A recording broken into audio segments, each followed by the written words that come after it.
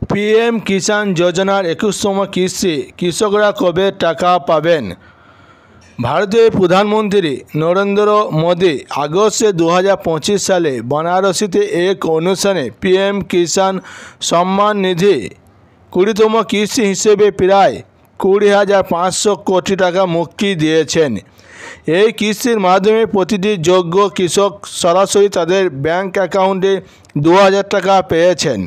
এখন কৃষকরা 21তম কিস্তির জন্য অপেক্ষা করছেন, যা নভেম্বরে 2025-এ প্রদানের কথা। সাধারণত পিএম কিষাণ সম্মান নিধি তহবিল দেশের সকল কৃষকের ব্যাংক অ্যাকাউন্টে একসাথে জমা হয়।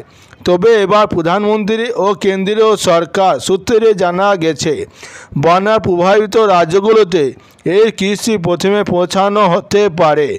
সেপ্টেম্বর মাসের শুরুতেই প্রধানমন্ত্রী মোদী হিমাচল প্রদেশ ও পাঞ্জাবের বন্যা এবং অন্য দুর্যোগপ্রবণ এলাকা পরিদর্শন করে কৃষকদের জন্য আগাম কিস্তি দেওয়ার প্রতিশ্রুতি দিয়েছেন।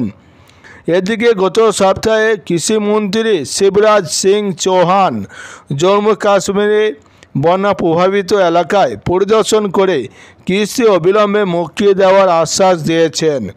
এর ফলে পাঞ্জাব, হিমাচল প্রদেশ এবং জম্মু কাশ্মীরের কৃষকরা শীঘ্রই 2,000 টাকা কিস্তি পাওয়ার জন্য অপেক্ষা করছেন।